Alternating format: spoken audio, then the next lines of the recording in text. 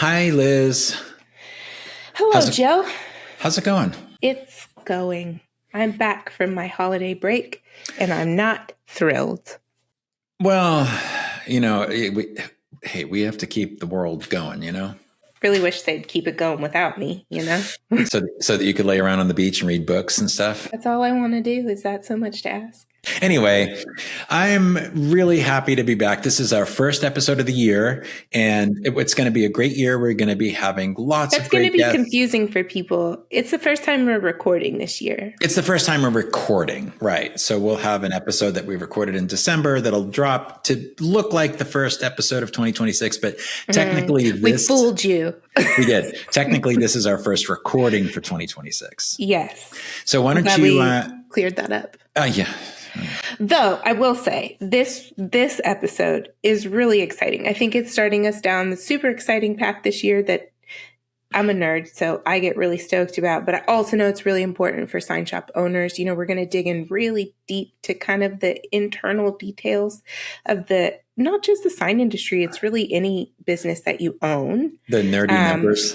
The nerdy numbers, not just numbers, but this week is numbers. So this week we're talking with Sean Borga, and he is just a wealth of knowledge. He was in the industry for 22 years. Owned a sign shop for 22 years. Owned a sign shop for 22 years. He bought that sign shop, built that sign shop, rolled out of that sign shop with a beautiful exit strategy.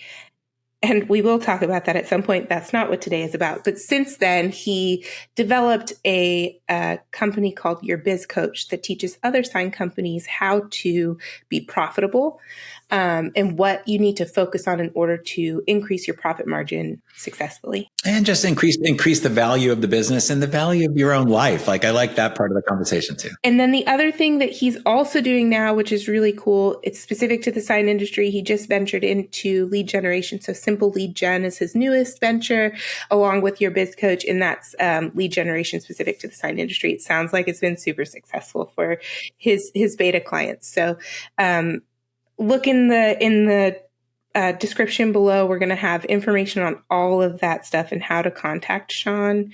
But for this conversation, buckle up, dudes. It's a good one. But I think the most important thing that you should look out for in this episode is really just understanding your bottom line, understanding the numbers you need to understand. Even if you have a CPA, it's just the things you need to understand to make sure you understand how to quote and how to be profitable. So I think we all care about that. Well, before we get started, we want to, of course, thank our sponsors. So thank you very much to Inktobo. So if you folks don't know, I'm pretty passionate about Inktobo because they bring you Sign Tracker. So Sign Tracker is a project management system, quoting system, file management system for your sign shop. And if you go to inktobo.com, you can learn more about Sign Tracker and you can learn more about the other productivity products that Inktobo offers to the sign and print and garment industries. Yes. Also, our friends at Sign Builder Illustrated, whose website is signshop.com. Never going to remember it because what I was thinking was ISA. Yes. And then let's talk about ISA just for a second, because, Liz and I have been invited as the Behind the Signs co-hosts to be influencers this year at ISA.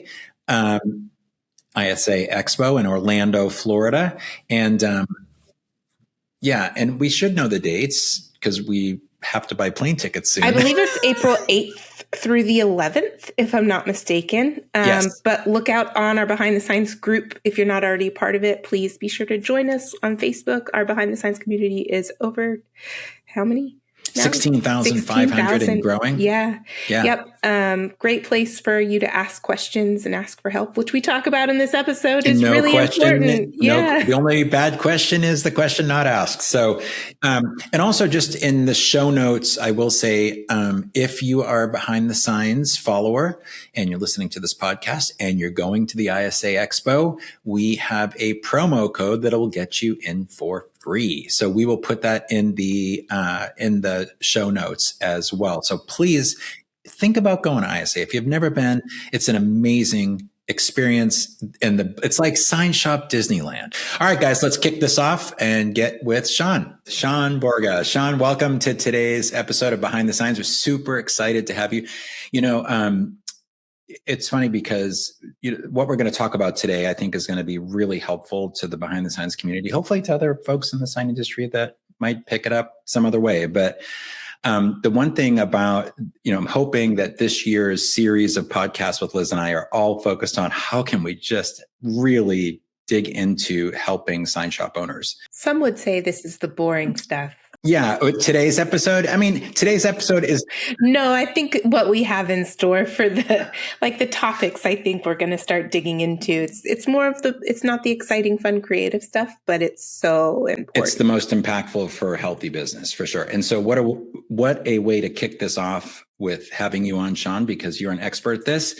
So one of the questions, we get questions all the time that come in through the Behind the Signs community, and it's also part of the sign up process. So the other day, a new community member signed up, and I'm not going to say the name, protect the innocent here. But the question was, how do I not be afraid to ask for help?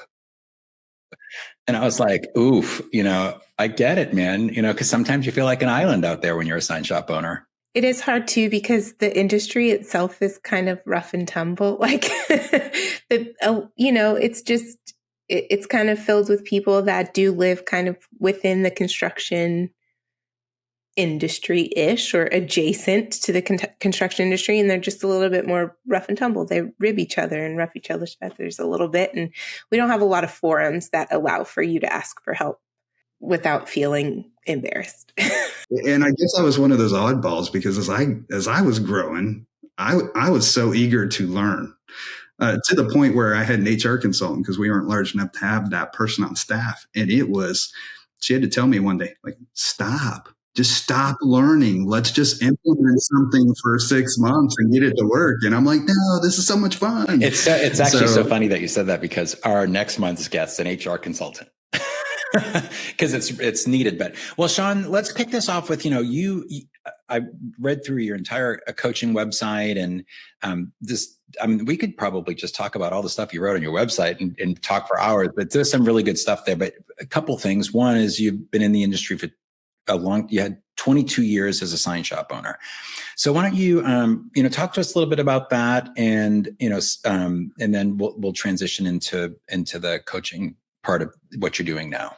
But I think that it'd be really important for people to hear, how did you start, grow, and roll off successfully? Because I think people want to know that. So basically, let's journey back, 20 some years ago. Wow. So came out of college. And when I was in college, my mom had said, hey, why don't you buy a striping machine that's for sale in the paper, newspaper. So Elizabeth, you probably don't remember what newspaper was. Joe, you call the ad in the newspaper. So I started with a parking lot striping machine when I was 19 years old. So I'm going to Purdue. We had a baby when we were 17, 18, got married at 18. So now I'm a father, I'm a husband, I'm a business person, and I'm going to school full time. Fast forward, my degree was in graphic design. So at that time, as my junior year, I had the first iMac. So a little 11-inch, 15-inch screen, whatever. I don't think it was 15. I think it was like 11 inches. And it wasn't even a class. It was a side class. I forget what they call them. And so once I graduated, I'm like, I don't really want to work for someone. So we started a parking lot maintenance business. And we were in a networking group. And in that networking group one day, about 8 years into the business, a gentleman pops up and he says, hey, I'm selling this sign company. I'm going to put it out to the group first before I put it on the market. And I'm like, oh, okay, sign company. Oh, so we talked, and I'm like, oh, cool. I can use my degree that I forgot all about.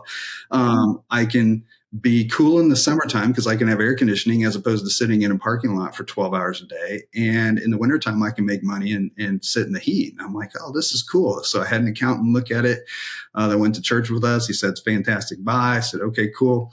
So we bought that. I was 25 years old or something, and thought I was Superman. I'll keep the other business going, keep this going. Then I had another partner come up and say, hey, why don't we start a car lot? Well, I'm a car guy. So I'm like, oh yeah, I bought and sold cars when I was in college. We'd buy a car and drive a car for a month, sell it, make $1,000, do it again. So I'm like, yeah. And so I had all three of these businesses figured out at last as time went on. You can't do all three at once and be successful. If you're doing three things, you're just doing them all okay. So we sold the parking lot maintenance business, and that one went bye-bye. So now we have two. Well, then the sign shop funded the car lot for 8 years as we were trying to do both. And we got in the market at the wrong time, and we had too much money in it. We had leases, so we couldn't break the leases. So the sign shop funded that. So I bought a little sign shop, about 160,000 in sales. So basically a job, and didn't really even focus on growth past maybe $250,000 or so for that 8 years, because I was juggling sign shop, car lot, sign shop, car lot.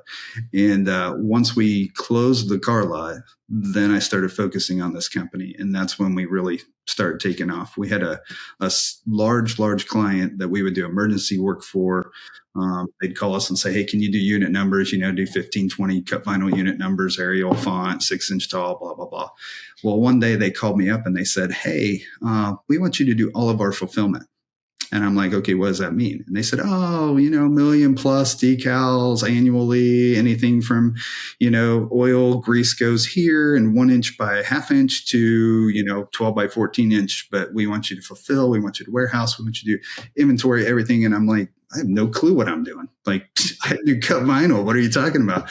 And she's like, that's fine. You can third party source. We don't care.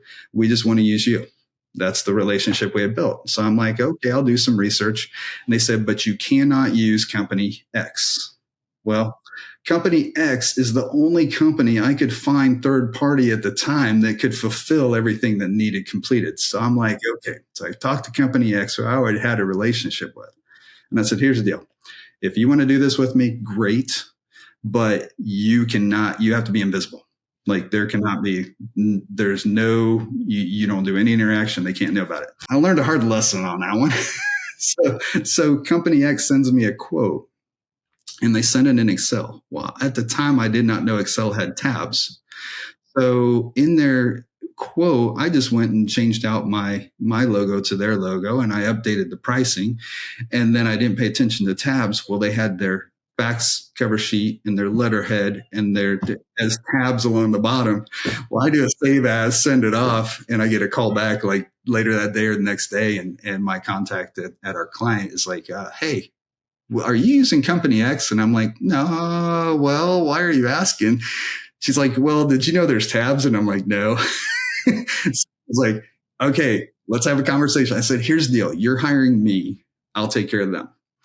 And so long story short, they failed 6 months later after our client had 25,000 pieces of just one decal on their shelf, and a whole fiasco went into finding a third party, yada, yada. Well, I say that to go, that's how we grew. So that client pretty much doubled us right off the bat once they came on board. And then we started learning how to, we learned how to fulfill, how to manage. We found another source, built a great relationship with that source, third-party source for 15 years before we sold the business. It was a fantastic relationship. Our client never left us. They always loved us. We took care of that problem.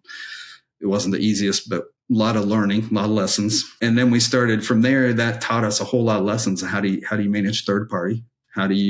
So we did a lot of third-party installations. We did a lot of third-party sourcing, not just for that client, but for fabricated letters, for monument signs, anything like that sort. We didn't do any of that in-house. We even did some printing outsourced. And so along the way, that's how we grew. And we just started building. And then we weren't even ready for an exit. COVID hit. We had a great project, carried us through the end of April. May was deader than a doornail, and it was a nice relaxation. Like, okay, clean the shop, organize. We're back to like the day we moved in. And then June just started taking off. And about March, I lost my assistant and my manager to healthcare. So, both their healthcares closed up due to COVID. And so they both had to go home. And so I'm like, okay, I went down to my wife in June and I said, I've got this evaluation a past client of ours gave us. He kept bugging me about, hey, you want to sell? I'm like, nope, we're too young. And I said, we've got this evaluation, or we're going to have to hire a manager, an assistant, and another production person. And we're only a 10-person shop. So, kind of like starting halfway over, and we're 49 years old. What do you want to do? And she says, if option A is good, I'm good to, semi-retire and do a change of pace. And I'm like, okay. So we sold without any structure in place that we should have. And we just got lucky. We got about 3 times earnings, which is abnormal for where we sat, but we were the first of an acquisition and roll up. So if we would have been number 3, 4, 5, we probably would have been like 1 to 1.5 times earnings. So we just happened to get lucky, right time, right place. And sorry, that's the long-winded answer to the question. Did you seek out a broker for giving you that valuation of your business, or how did that just kind of came to you? Yeah. So basically he was a past client, and he had sold his veterinary practice. Then he bought a franchise, sold it, and then decided to become a broker. And so he kept softly bugging me like, hey, are you interested? It's like, no, we're good. We're just like a lot of people in our industry, like, no, this is our retirement gig. We're good. We're not going to sell till we're ready to retire. And he just said, hey, we'll give you an evaluation. I was like, fine, whatever. Just kind of to get him off my back. Like, okay, fine. And we had a bookkeeper on staff that was pretty much an accountant without a degree. And so okay, how soon, anything he needs, just give him the reports, yada, yada. And then, the rest is, we put it on blindly. I said, okay, if we're going to do this, once my wife said, yeah, I like plan A, we put it on the market blindly. So we didn't have name, city, anything. It was just Northwest Indiana.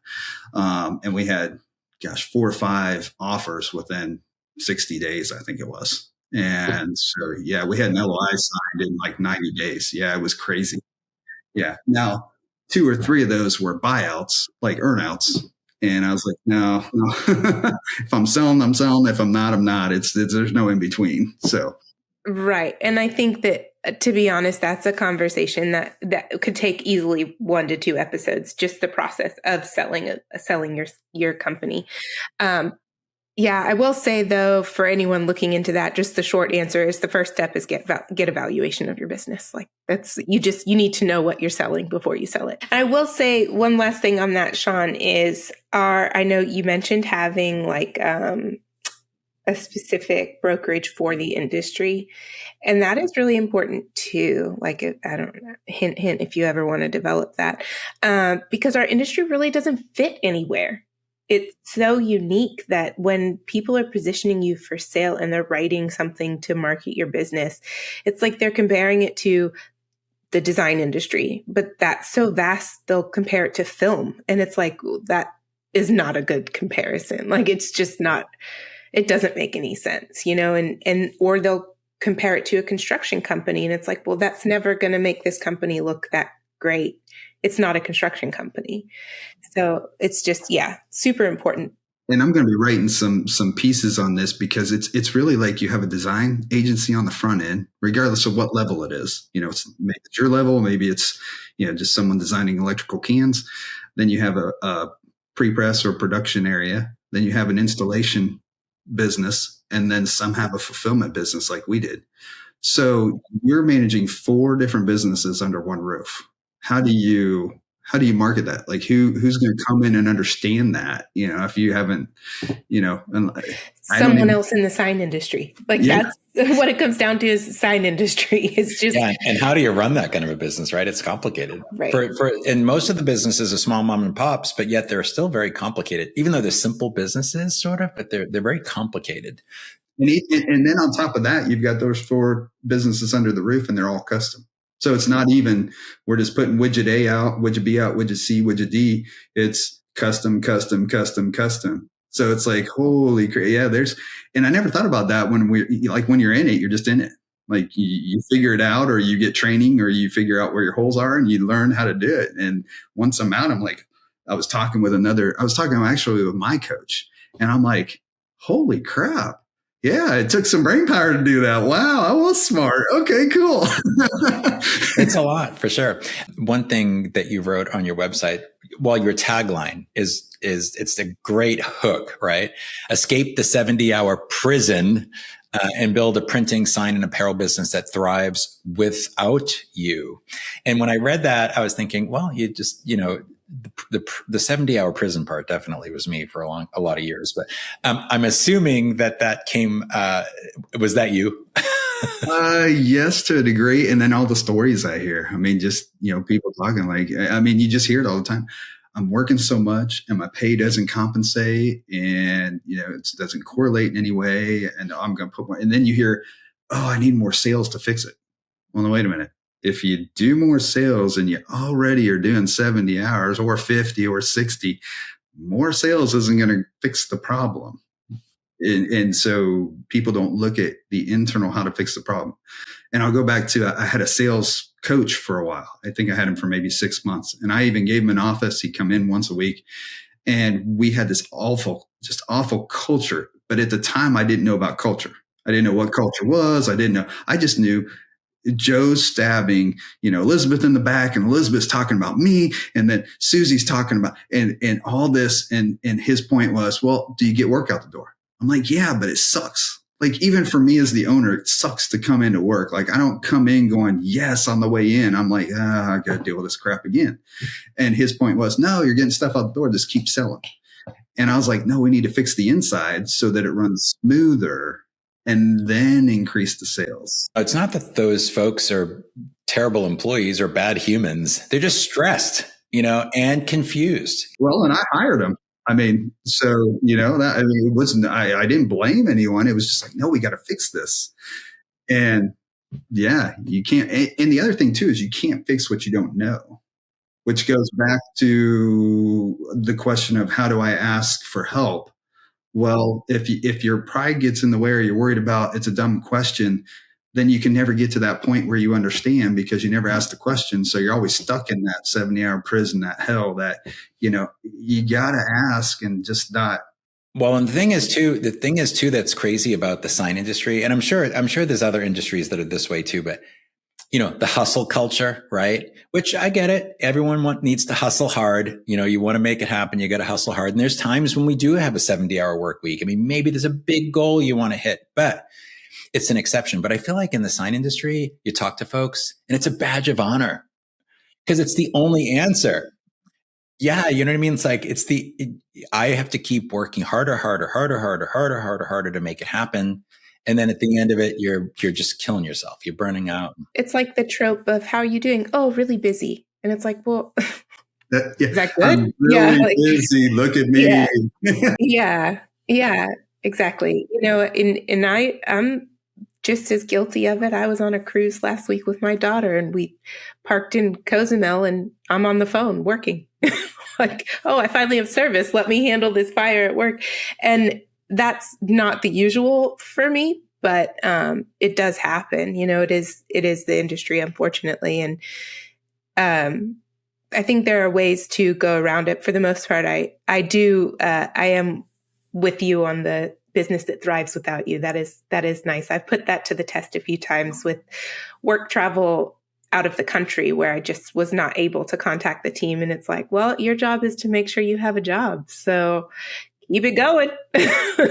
Well, if you're, I feel like if you're running your shop right now and you're, like the Tasmanian devil and it's just a dust storm around you, there's a lot of things that probably need to be fixed and we can't fix them all today in this episode. So I think some of the important things that come up all the time in the behind the science community is generally around quoting and revenue and, understanding all that. So the other thing that you put on your website and it screamed at me was printing, sign, and apparel business owners are trapped. They're working more hours while pay stays flat. I was like, oh, and I would say this to Elizabeth all the time. Because, when we first started Sign Tech International, that was my first sign company. Elizabeth grew up in that shop. I cursed her by dragging her into the sign industry. But, it was successful. And I'm grateful, and we also exited nicely.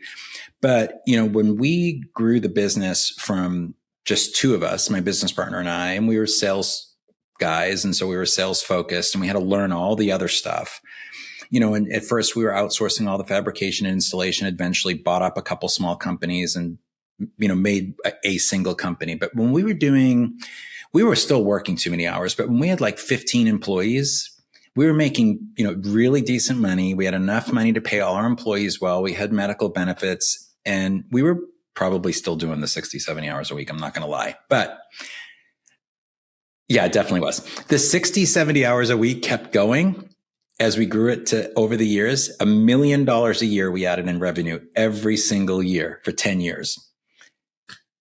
I never made another dime. My pay went up a little bit, you know. I mean, we took really good care of our employees, and so a big expense was there, and they deserved it. They worked super hard too. But you know, I don't know. Maybe it was not understanding some of the things we're going to talk about as clearly as I should. Maybe it wasn't enough controls in place. There was probably a lot of things to look at. But all I know is but when I sold my business, even though I was grateful for the experience and had all the years under my belt and, you know, had success with it, man, the relief of just unloading it, because I was so burnt out. And I don't think it needs to be that way. Now, I will say, like, I know we've touched on this. You briefly mentioned it, Sean, but culture is really important. We've talked about this so much. I'm a huge advocate for internal company culture. We have mastered that at our company. It is wild to me how we've created some level of a cult. I don't know how it's happened, but we have. We do have a little cult, and it's great, and we enjoy it. And they, as gross as this is nowadays to say, they are our family. Like, we support them if they leave. We are proud of them in their growth in the company, outside of the company. They are a part of our lives. But I think that the other side of things that helps you grow smarter is the way I'll say that, is understanding, like Joe said, it's what comes up in Behind the Signs all the time. How to quote. How are you quoting accurately? How do you develop a system or use an existing system to quote accurately? What does that even mean? Like, how did you kind of do that in your shop? So I never got to the software stage. That was one of our goals. So I did it kind of old school. I had an Excel spreadsheet. And it was cool. That's how Sign Tracker started. That's how Sign Tracker, the original Sign Tracker was just an Excel, the whole program of Excel stuff. Mm-hmm. So, well, and it was awesome because, so I broke down my whole company. So I went, okay, we'll use just generic numbers, but if we have 10,000 square feet and 1,000 square feet, well, let's say 400 square feet is my accounting office. 600 is my design office. And maybe so that's 1,000. So maybe 8,000 is production and 1,000 was upstairs, my office and common space. So I broke down my labor. I broke down my cost of space. I broke down. So like I would take for 26, once I had 25 numbers down, I would take my average variable costs and just average those for 25. And I would create a cost basically per zone. So I had my production cost at X, and I would take my employees, and I had them all salaried at the time. So when I was in business, I kept everyone's salary. It made it so much easier in my head. It was right before they changed all the rules. So, everyone was happy. I paid them well, but it was salary. So now I can say, okay, this space cost me X. And Joe, like you were talking about before, if you're paying someone $20 an hour on average, well, you're not paying them $20. You're paying 20 plus workers count, plus Social Security matching, plus Medicare matching, plus federal? And I don't think you do state anymore. It's been a while. And I took all that and I went, okay, when I'm doing production, this is what it cost me. And so I had a line item for my costs. So I could put my labor cost in, I could put my hard cost of materials in, and then I could do, even on the design end, we usually did a guesstimate of hours, but I knew my design cost. So I had my cost column, and then I could my variable I could do was what percentage of markup do I want? But when I did my markups, they were true net. I would even put in fudge factor, like, okay, the degree of this project is going to be much harder. So it's going to have more room for some kind of error, some kind of reprint, some kind of, something going on. So I would even put in my fudge factor, and I would put my cost, and that would have a markup on it even. So when I did a project, I could say I wanted 40%, 25%, depending on what I'm doing. And so when I figured it out, that's what we did. And at the end, we were doing, after paying my wife, after paying myself, after us having all the benefits of ownership, we were still making 25% net. So it was awesome. And we were in the 1.4 range for the last 4 or 5 years that we were in business. So, we did fairly well for a small business, only 8 to 10 people during that phase. But that's how we did it. It was just a simple little Excel sheet. But man, I could go in and we would track a few projects just to make sure, hey, am I missing something? Do I need to add more fudge factor in this? And typically my number was very conservative, and we usually get better. So yeah, I think that's really important, because it's just like, how do you start? People don't understand what all goes into the cost of doing business. So how do you start that? So I think that's a really good explanation. Thank you. Yeah. And the difference between like the variable costs, labor, and the fixed costs, like, hey, if you have no sales for the month of January, you still have to pay the light bill and the rent, and that's, and then how does that impact what you do for sales for the rest of the year? It's a lot to think about. And I think, it comes up in the community a lot is, how do I quote accurately? How do you learn? Because, for me, like, I was spoiled, right? So when we first started it in the sign business, my business partner and I, because we outsourced literally everything, we would get a quote from the fabricator, would get a quote from the install, would calculate some design time, some admin time, some permit time, and pretty much try to double it. And then, so quoting was easy because we were getting the numbers from vendors. Right.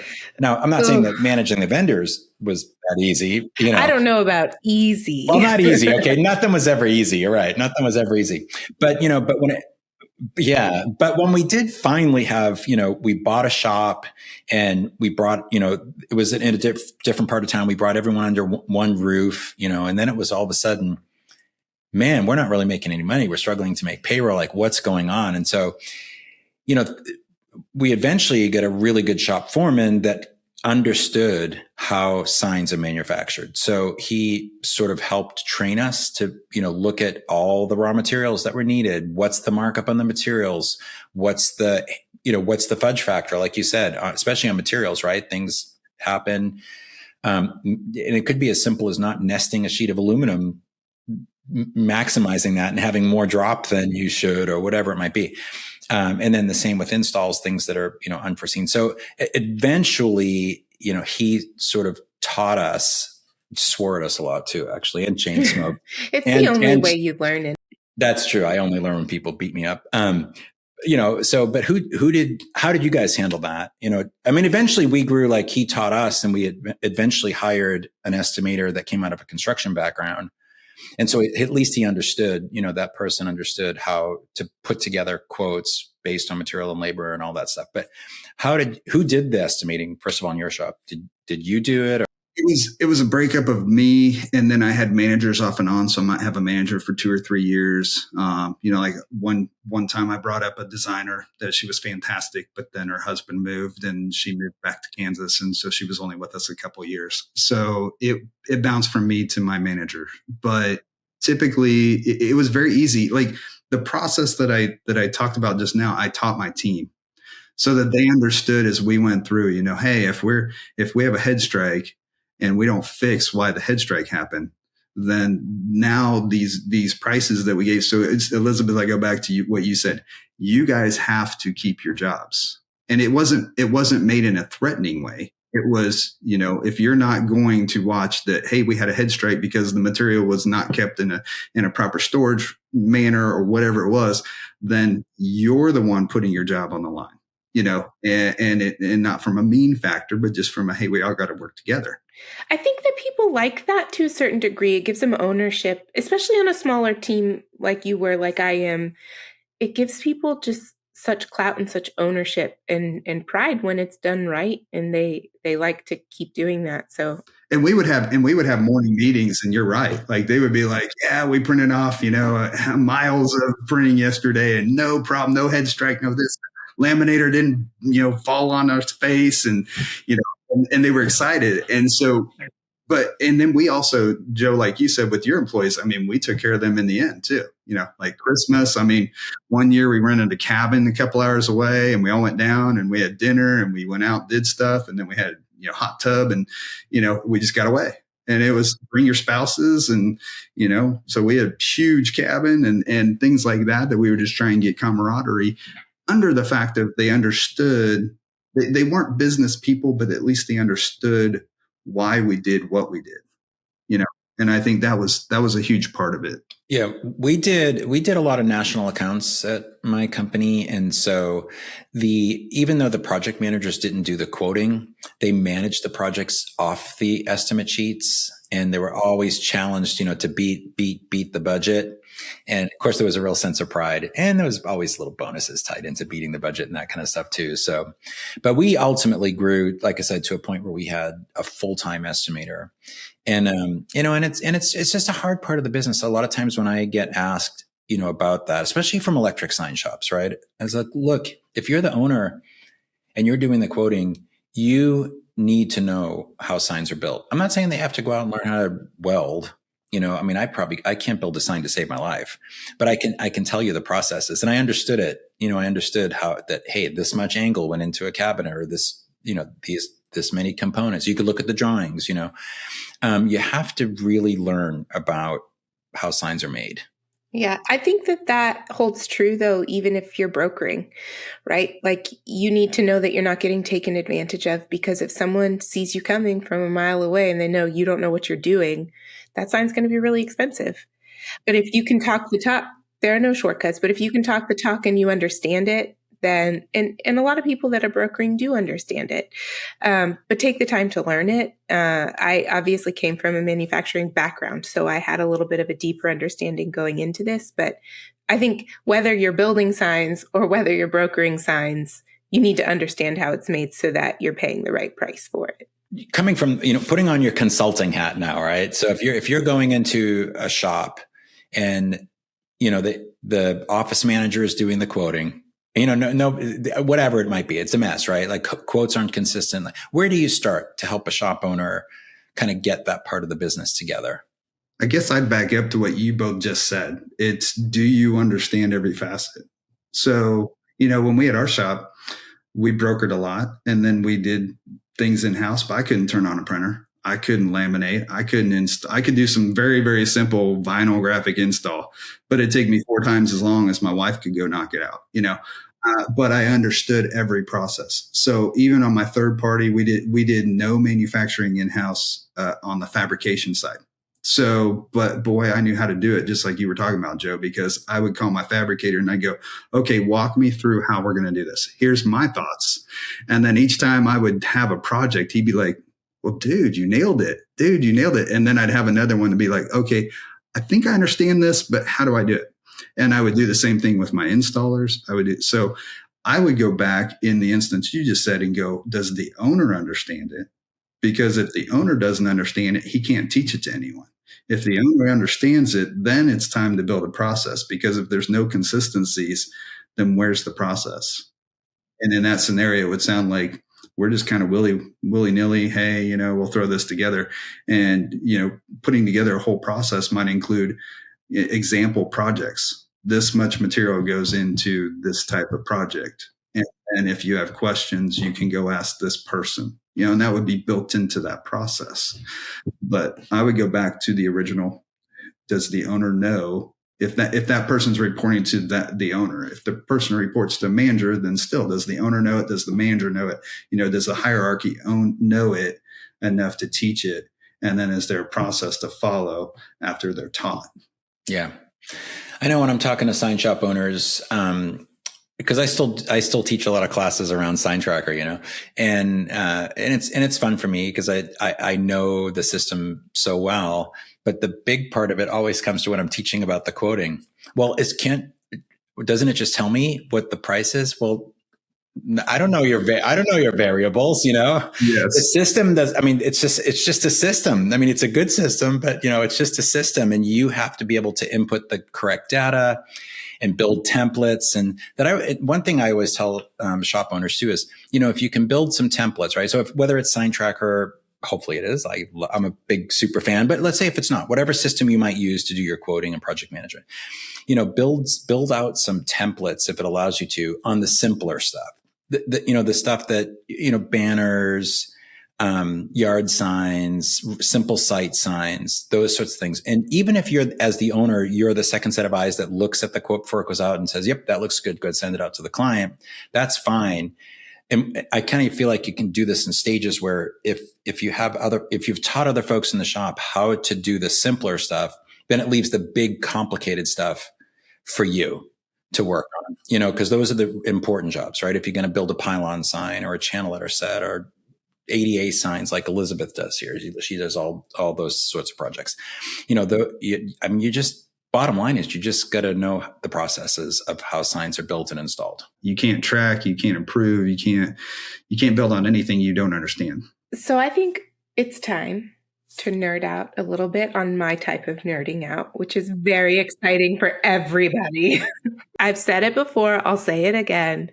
Get an accountant, get a CPA like that you have a good relationship with, that you can ask questions to. This all goes back to asking for help. It's okay to not know everything. You're not expected to know everything, but you should be learning. So ask for help. This is one of the areas. There are people, this is their specialty.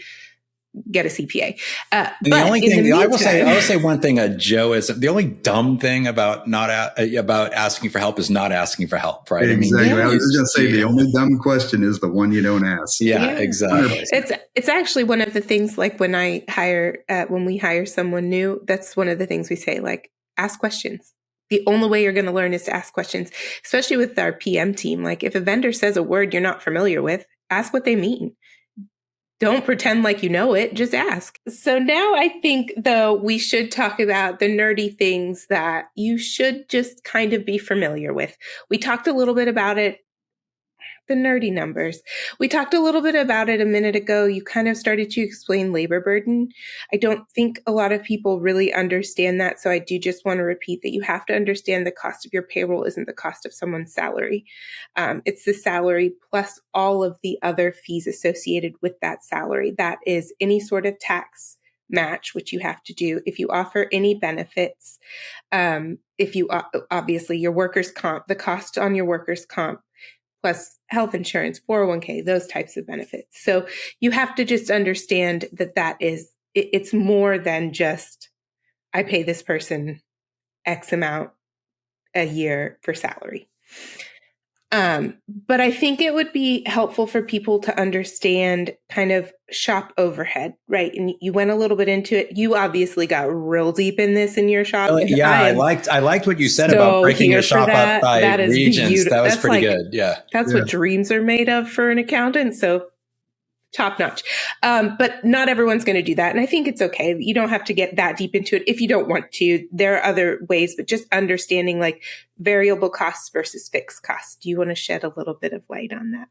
Yeah. So variable costs would be your utilities, anything that varies. So you have insurance. Typically insurance is one cost per annual year, and then it might change the next year. So that's a fixed cost. Rent's a fixed cost.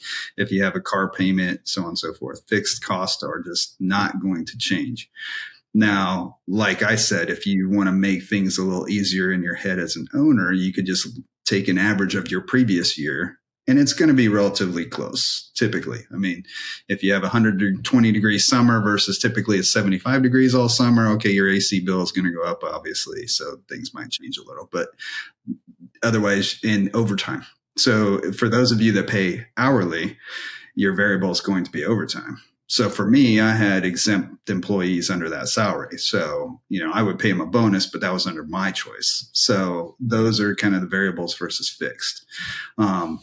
And I think that the basic definition for you to remember is just kind of what you said. Variable cost is something that varies month to month. A fixed cost is something that stays the same annually for that year. So it could be rent could go up the next year, but that's still a variable cost because it stays the same for the 1 year. It's still a fixed cost. Fixed cost. Oh, yeah. Sorry. Fixed cost. Yes.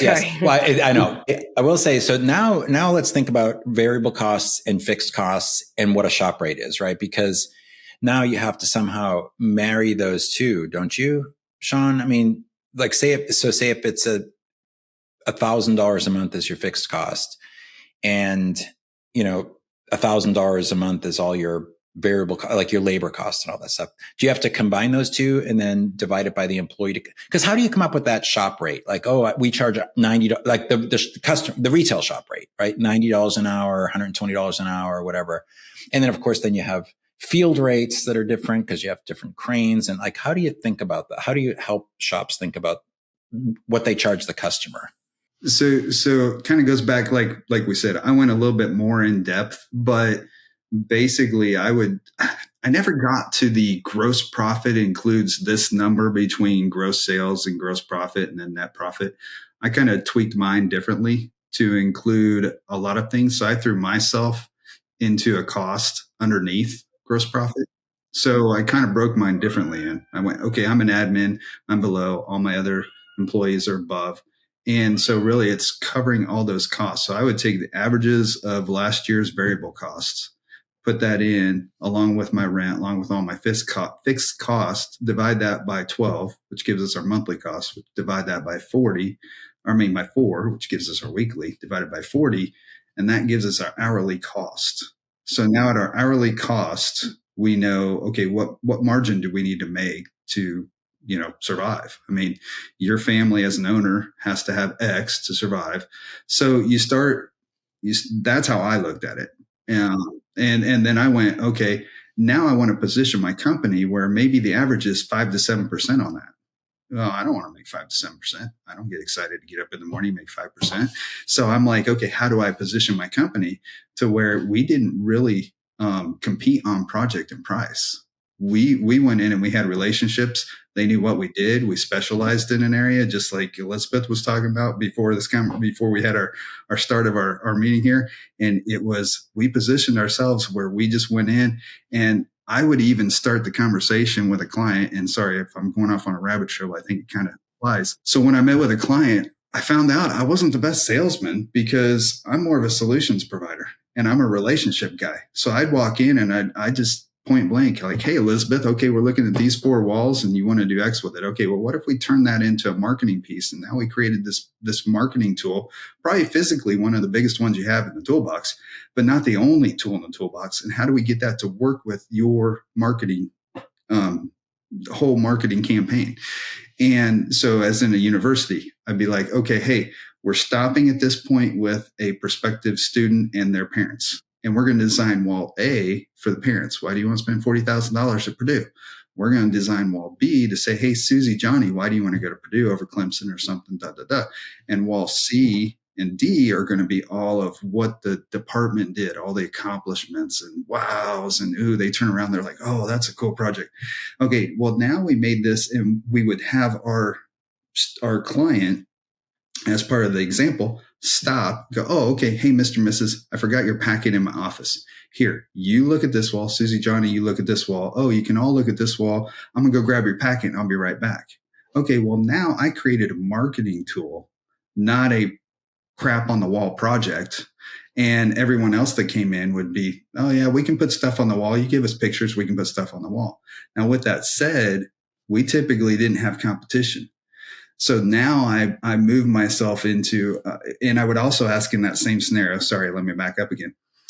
Elizabeth, what's your budget? And they kind of, oh my gosh, you want all my money. It's like, no. I can sell you a Cadillac, a Rolls Royce, and a Chevy. They all get you point A to point B. If I show you a Rolls Royce and you have a Chevy budget, we're done. Literally use those same exact word, every single project. Just like I can sell you a sign made of gold, but if you don't have budget for a sign made of gold, then I'm going to sell you the best thing that you can afford. Like, yep. And if you show them the Rolls Royce and they have a Chevy budget, all they're going to do is get pissed off, and you don't have a relationship and you're never going to work together. And all they're going to remember is, man, they showed me this and I couldn't afford it. So once that phrase is said, they'll just go, oh, okay, well, our budget's X. Probably Chevy, And so then I start walking and I'm talking out loud like I always do. And I'm like, oh, this would be cool. Oh, wait, that doesn't fit the budget. And they're like, whoa, wait, go back. What were you thinking? I'm like, well, that's more of a Cadillac or Rolls Royce budget. Well, okay, go ahead, walk through it and see what it is. And typically we would go from a Chevy to a Cadillac or a Rolls Royce. I'm just excited to do what I'm doing. I'm not even upselling. I'm just like, this would be so cool. This would be cool. This would be cool. And then I'm like, but I got to tone it down at times. And imagine, inevitably there's like, oh no, we have more money. But with that said, now I moved us from like 10 to 15% margins to 25, 30% margins. Heck, some projects, 40, 50% margins. But it was strategically positioning us, getting the team to understand why we're doing this and why we didn't do banners walking in off the street and why we didn't do this and why we didn't do that. And once the whole team's moving that direction, oh my gosh, it's awesome. Because now they're all buying in and they're part of it. They're like, oh, we're doing fun projects now. Like every project was still work and still had problems and hiccups and yada, yada. But it was still, we're moving in a fun direction that everyone enjoyed. And really, you kind of covered some of my other questions. But, the other thing I think it's really good to understand is how do you know what your break-even point is? Because I don't think people know what that is in order to go up, right? Even if you've already given a quote out, understanding where your break-even point, you're past that. Like you've given your quote, do not discount your work. Ask what scope needs to be removed. That's how you discount your work. I can value engineer this. That's a way to do it. And you can find, cheaper materials to build the sign out of. It might be making it smaller. It might, there are ways to value engineer a design. And the other thing is, what scope would you like to remove? If you want to save money, what scope would you like to remove? Don't just give a $500 discount. You should learn your break-even price, or break-even point, but don't just discount it after because it makes you look untrustworthy. I'm more along the lines with Elizabeth, like, oh, okay, if your budget's only $5,000, then how do we adjust it to keep our margin? Now, the only time I could see, and I've never really talked about this with a client because I've never ran into the situation, but the only time I could see maybe a break-even project would be is if you haven't figured out how to keep your December or January full and you have trucks sitting around, you have guys sitting around. Okay, well, if you can do that, but still there's a cost and it's almost costing you at a break even. At a break even, in my mind, costs me money because I haven't made any money. I'm putting assets out on the road. I'm putting liability out there. I'm putting exposure out there. And now it's really costing me if it's making me zero. I will see. I'll say my one, and we've kind of talked about this, Sean, but my one, maybe I'll do that is if this is a repeat customer who does a lot of business with me. And this is just like, hey, this one thing happened. We don't have a big budget for it, but can you make it work? If it's at my break even, I won't lose money on it. I'm going to repeat that slower. I will not lose money on it, but I might not make any money. In that scenario, that would be the one time I'd say. Well, see, and even in that scenario, because I had a couple of those, I would have the conversation with the client like, okay, I can help you on this one. Can we make it up on a different project? And they're like, oh yeah, no problem. The boss is just busting me on this one. I got to stay within this budget. But yeah, next time around, yep, let's make up for it on that. Okay, cool. And there's also other things you can talk to them about too, right? Like if you covered all your shop's overhead and all the salaries and all that stuff were covered for the month, and you had a little time in your schedule. Gosh, I got my thumbs up thing going again. So, you know what I mean? Like, and you're in the scenario that Elizabeth just said, and like, okay, I still have a little router time to use up. I still have a little bit of truck time I could use up. Sure, I'll help you out this time. But it has to come with, if it's going to bump any job in any way, the answer has to be no. Right? You can't just squeeze a job in last minute, especially when it's, not at the regular full margins. I was going to say the problem too is if it's not an existing client like Elizabeth and I were just talking about, well, now you set a precedence with a new client that you don't want to have because they're going to be like, well, last time you were, cheaper. If that's the first time that person is coming to give you business and that's the business you give them, it's not the partner you want going forward. Like, that's not it.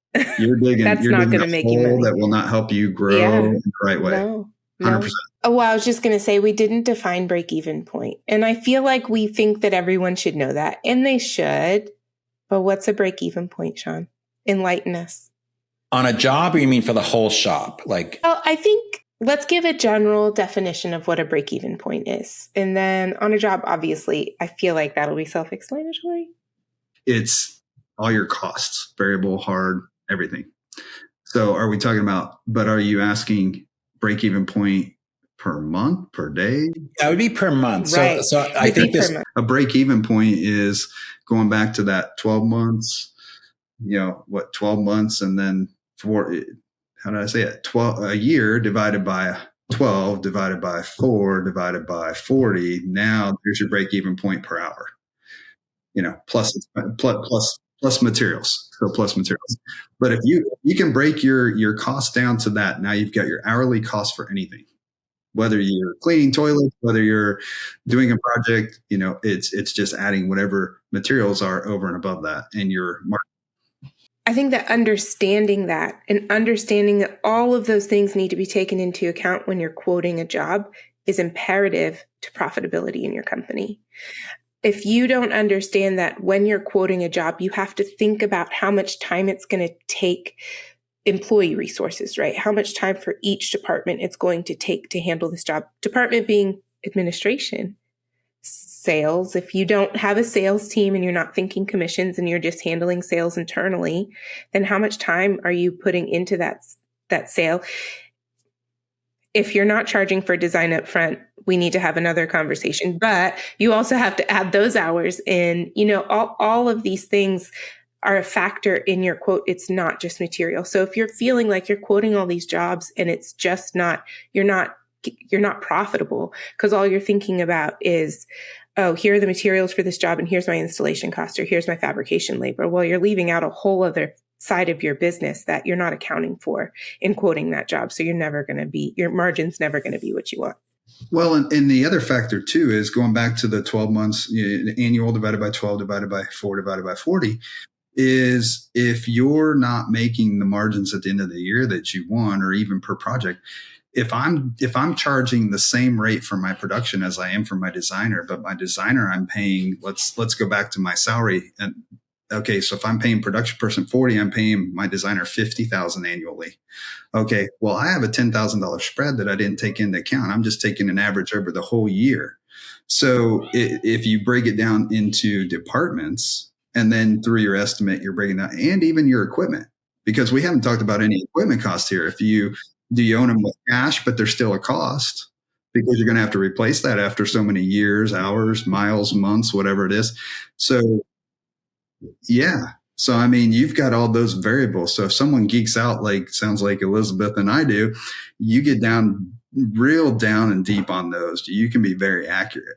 And I think that was part of why we sold as easy as we did, was because I had it dialed into that, that was my right side, left side, whichever one it is. I always forget. I think both sides simultaneously, so it doesn't much matter, but, that's a perfect circle right there. Look, we started with, if you are looking to sell, the first thing you need is valuation. We're ending with, if you are looking to sell, the second thing you need is very clean, detailed books. Yes. And be able to pull reports and more reports. More reports. Yeah. There's a lot that goes into it, but okay. So as you did grow your business, and I know kind of winding this down here, but what would you say was one of the most important things, or the most important thing that created the most value for the business and for you, like your work, your work life, your life, you know what I mean? Like as you grew the business and thinking about, like, as you did get closer to an exit, like what was the thing that helped create the most value for your business? Yeah, I think the value for the business was, like we just said, the dialed in and understanding the numbers. And we could show that. For me personally, as a business owner, a long time ago, even in the parking lot maintenance business, we stopped Sundays. So parking lot maintenance business, usually Saturday, Sundays are your majority days you're working because places are open Monday through Friday. So, but we stopped Sundays and went, Sundays is family and worship day. Wow. Boy, I had clients that were like, no, we need you to come in Sunday. I'm like, well, then we're not the people for you. Well, now when I went to the sign industry, I went, well, we're not working Saturdays either. And to go back to a story, I was going to interject this before. We had met with our competition. We had a couple young guys come into town, and they opened up, and they were phenomenal installers. The one partner could sell ice to Eskimos, and the other partner was a phenomenal installer on vinyl graphics. So we farmed out the installation. So I'm like, I got a meeting set up. My brother and I went and met with them, and we're like, hey, we don't work Saturdays and Sundays. We work 40 to 50 hours a week. We're doing this, but our strengths are here. Your strengths are here. If we merge together, this would be a fantastic company, just nail it. And they're like, their answer back, and this goes back to 70-hour prison. Well, we enjoy right now, I guess maybe it's our infancy stage. We enjoy working Saturdays and Sundays. And I'm like, well, okay, fun. I enjoy my Saturdays and Sundays off. You can lie to yourself all you want. You don't enjoy it. Yeah, and it was back to that pride. Like, and they even said it. It was hilarious. They go, I guess it's the pride. We're young and we're new to this. And I'm like, okay, well, if you can't see the value in a Saturday and Sunday for yourselves and, making more money, and we all strengthen each other, combining together. So that was just a funny thing. But yeah, I made sure Saturdays and Sundays we didn't work. We didn't work past, say, 6 was an average, if we even got past 5. Typically, it was a 5 o'clock, 8 to 5 business, and we just created it. And how do we create efficiencies and processes to stay within that 8 to 5 but still crank? And so, yeah, I had one guy who I found out after he quit because one of my phrases was working smarter and not harder.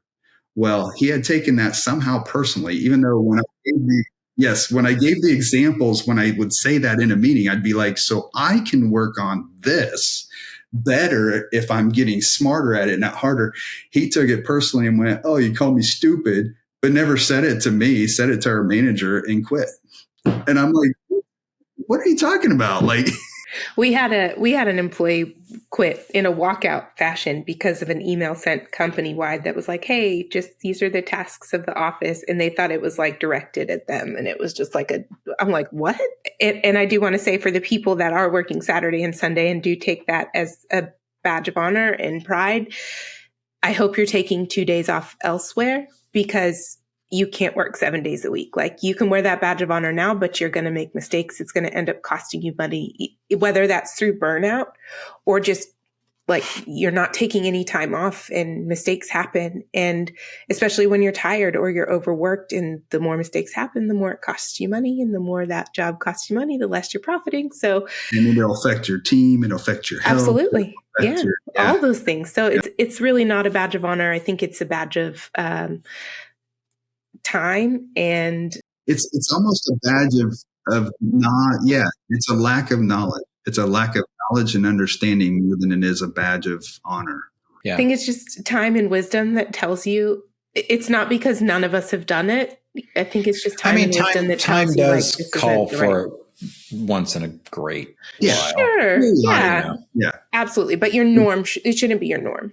My second favorite part in this episode, because I got nerdy questions and that's exciting. But this is typically my favorite part of the episode, where we do our rapid fire questions. So Joe has changed them. I'm not sure I like them, but we'll work with them. So what is the craziest project you've ever done? And live to tell about it. Yeah, I'm trying to remember. Oh, well, I guess I'll go back to this was like the first or second week we owned the business. So when we bought the business, we had a 15-inch Gerber. I don't even remember what model, but you would put weights on it to cut the vinyl. So you would put 3 weights on for calendar, 2 weights on for cast, and 1 weight on for, or vice versa, 3 for reflective. And so we could only cut 14.5 inches. Well, I came out of the parking lot business, and I have a 14.5-inch plotter. Luckily, the week we bought it, we were introduced to the lady down the street who did work for the Million Decal company that I discussed. And she had a 36-inch plotter, a 48-inch plotter. And she said, anytime you need anything, holler at me. Well, we get a call from the mall, who we used to do parking lot striping for. She says, hey, we've got a barricade. We need graphics on it. I'm like, okay, a barricade's a 2x4 sawhorse. Why do I need to come out and look at a sawhorse? Just tell me what you want on it. And so I go out, I meet with her. We walk out into the mall, and she says, okay, there's the first wall. It's 40 foot by 14 foot tall. We want our logo as big as we can make it. And I'm like, in my head, I'm going 14.5 inches. Okay. She goes, So I'm thinking about 4 foot by 8 foot, multicolor, blah, blah, blah. And she's like, okay, got that? I'm like, oh yeah, no problem. Where's the next one? And then, then of course on the way home, like, hey, Penny was her name. Hey, Penny, got a project. Can I stop by? And she's like, oh yeah. And she went out and actually got in the scissor lift with my brother and I. She cut all the vinyl. We just set up the files. And so needless to say, within 6 months, we had a 54-inch or whatever. Cause I was like, no, we're not doing that again. But yeah, it was like, of course, after we're walking away to the car, it's like, how are we going to do this? Oh my gosh, this is crazy. I said yes to something I have no idea how to do. Yeah. Oh, I learned how to do that a lot. Yeah. Yeah. Yeah, we definitely did that a lot too. Okay. So there's been a ton of great advice through this whole conversation, but if you could, the guy that's just starting up, right? Like he super excited, got his first little digital printer or whatever, whatever he's going to do. What would be one just little golden nugget that you would advise? Learn what your strengths are and what your likes and dislikes are. So what are your strengths? What are your weaknesses? What are your likes and dislikes? Because that'll kind of guide you where you can go, at least in the infancy stages. So if you can design well, then you can go into printing. Can you afford a printer? So on and so forth. If you can't design well, how are you going to do your front end? So really defining those. And then maybe your strengths are, I had a designer who also tested great for production. Well, he hated production, and really he sucked at production too. I tried him. So I'm like, okay, I'll make you happy and I'll let you try it. No. So like, even with your strengths, they might not be your likes or dislikes. So make sure they combine, and then, back to the old adage, like then your job is not really a job because you like what you're going in to do and you're good at it. So, just a good old SWOT analysis. I like it. 100%. Classic. And if you can afford it, build the relationships. So I used to go in and I had relationships where I'd during the parking lot phase, I'd walk in and, hey, Joe, how you doing? And hey, I don't need any parking lot maintenance, and I'm like, oh no, I was just going to see, how's the family? What's up? Do you have a minute to talk? And they'd be like, oh yeah, sit down, talk, and then sure enough, next time they needed something, there was no competition. It was, so if they can afford to do that, it's to go out and get some face-to-face and get relationships going to where they're top of mind awareness. And then I have my last one that Joe cut out, but I put back in because it's my favorite. What is the hardest lesson you wished, or the biggest lesson you wished you didn't learn the hard way? Does it have to be in the sign industry? Okay, this is a good one then. So after we sold, we got out of the sign business, and I jumped into a partnership. I jumped into it knowing in my head like I should do due diligence, but it was a past client. I thought I knew him very well. So they already had an LOI signed. 4 weeks after I talked to him, we own a business. We move it in the back of the building we own. And 4 months later, roles weren't defined. I hadn't signed a operating agreement for some reason.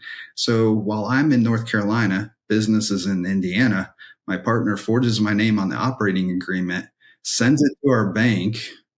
And I get a call from the banker because before I had left, I had said, hey, you're not going to get this document. Like, you do what you got to do, but you're not going to get it. I'm trying to get him to buy me out. I'm done.